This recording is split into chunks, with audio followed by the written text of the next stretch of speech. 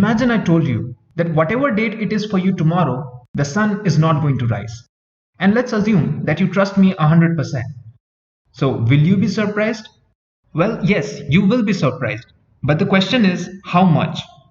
Well, the question of how much or measuring the surprise of an event is the fundamental basis of machine learning and deep learning in general. In this video, we are going to understand the concept of entropy, and in the next video, we will cover cross entropy and KL divergence.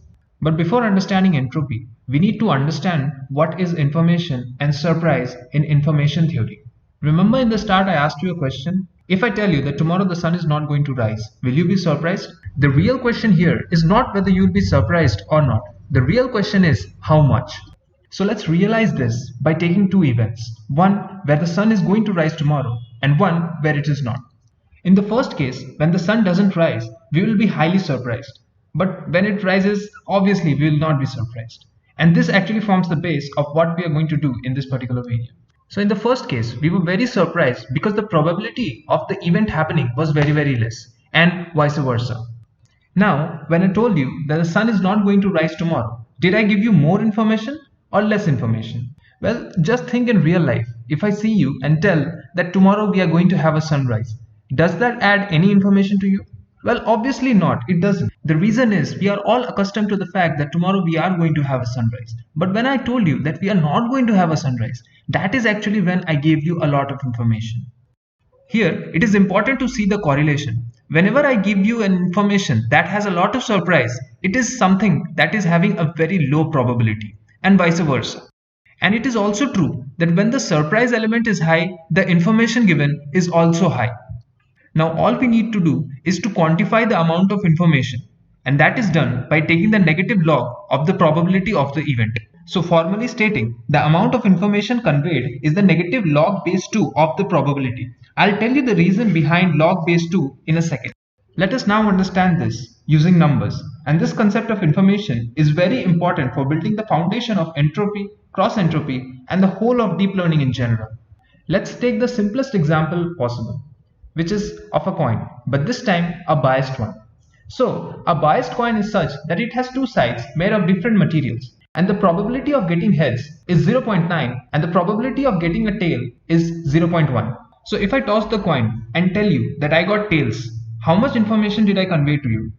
Well, we'll use the formula minus log base 2 of p of x, which for tails is minus log base 2 0.1, which is 3.32 bits. In another toss of the same coin, if I tell you that I got heads, then how much information did I convey to you? It will be minus log base 2 of 0.9, which is 0.152 bits.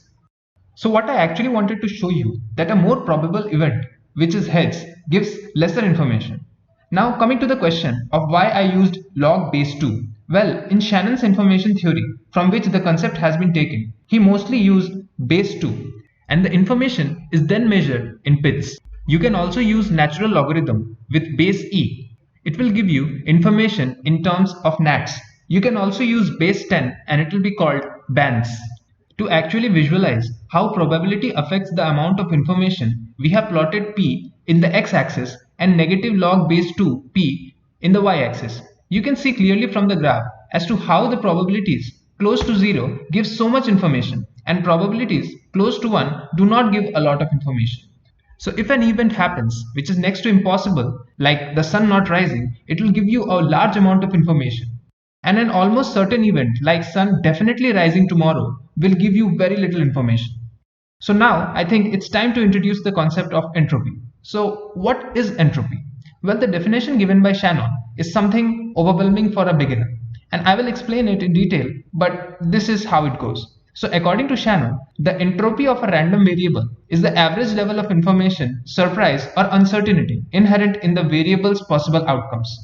So what Shannon is telling is to take individual information, which is for the biased coin case minus log of p of heads and minus log of p of tails, then find their average, which is multiplying with their individual probabilities, which is p of heads and p of tails, and then sum them up. So in our biased coin case, we have 0.9, which is the probability of getting heads multiplied by minus log of 0.9, which is the amount of information conveyed. and then added to this is 0.1, which is the probability of getting a tails, and multiplied by minus log of 0.1. So for entropy, we are just going to substitute the values and we get 0.468 bits of information. So 0.468 bits is the average amount of information you can get from the biased coin scenario. So you can write the formula for entropy as minus summation of p of x into log of p of x. Now I want to spend some time on a case where the coin is fair, and so p of heads is equals to 0.5 and p of tails is equals to 0.5. So the information conveyed in getting heads is minus log of 0.5 and tails is also minus log of 0.5. After that, we will multiply with their individual probabilities, that is 0.5 into minus log of 0.5, and in the other case also 0.5 into minus log of 0.5. For calculating the entropy, we will add them together and we'll finally get 1 bit. Now compare the biased coin and the unbiased coin. We see for the biased coin, we get entropy as 0.468 bits, and for the fair coin, we get 1 bit of information.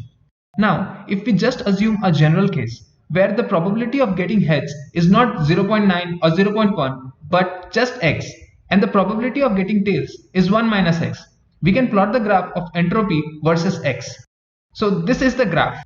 We can see here that if we are totally sure of tails, that is p of heads being 0 or x is 0, then we get 0 bits of valuable information. And also, if we are totally sure of heads, that is p of heads or x equal to 1, then the entropy is again 0. Only when the two events are equally probable, that is when p of heads equal to p of tails equal to 0.5, we get the highest entropy, as you can see here.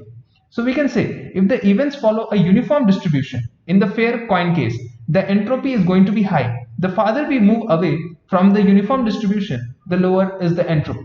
So I will say that is almost it for entropy. In the next part, we will be looking at cross entropy and KL divergence.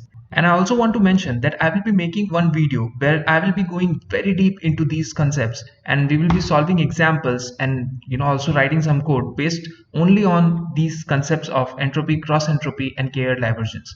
That is something that will come a little bit later. So please wait till that time, and thank you very much, and please subscribe to my channel.